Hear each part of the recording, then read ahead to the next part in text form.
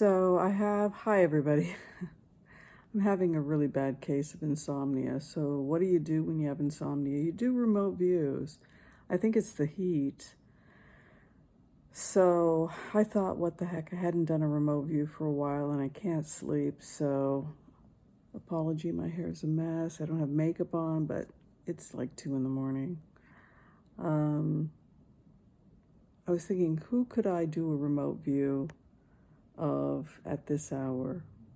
What do people really want to know about? I decided that I would attempt to put myself in the shoes of Vladimir Putin. It was interesting. I went into the energy of Vladimir Putin in the meeting that he had with, it was very cool, with Biden. And I heard myself say as Putin, I feel like the adults in the room have put me on a timeout.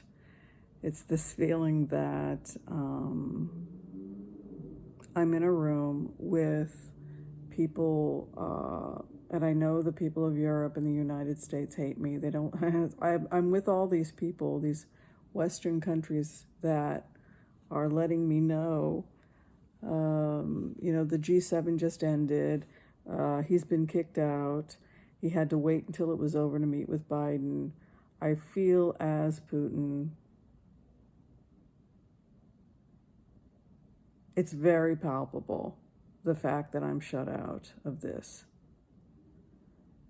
If you don't have a seat at the table, you can't make major decisions. He got nothing from this in the long run because he lost his seat at the table. The interesting thing is when I sat down in the meeting with Biden, I felt like there was no trust between us, like all the trust between it's such a bad relationship between the United States and Russia right now. It couldn't be any worse. But for me, as Putin, it felt like the adults had made me go sit in another room, take a time out. You don't get to sit with us. You've been a bad, bad boy. They talked about I'll be as specific as I could hear in the remote. They talked about something, I heard something about a 4-step plan to normalize relationships between the United States and Russia. It appears they're talking about a 4-step plan. In plain words, it really does feel like this guy got in trouble. The kid got in trouble. He got a timeout.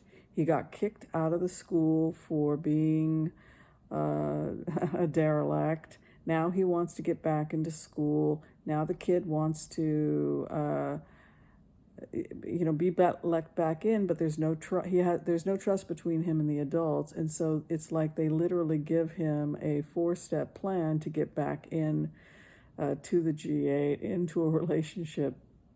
I don't know about the G8, that's up to the G8, but his relationship with the United States, it will have to progress as part of this 4-step plan. And if he's not able to agree to this, it's unlikely that they'll be able to go forward with any kind of stability. I feel that we could also be seeing nuclear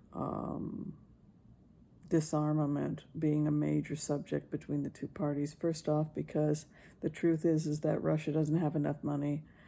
If they didn't have enough money before, imagine how much less money they have now to engage in nuclear proliferation or a weapons war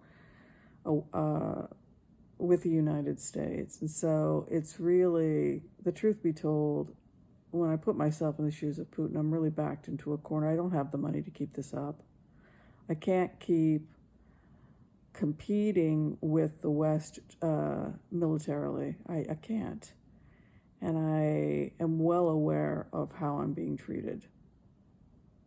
In a way, I kind of backed myself into the corner. At the same time, I have no trust for these people whatsoever. So I think I'm going to proceed cautiously. I'm not going to show anyone my hand. But I'm really backed into a corner here as Putin.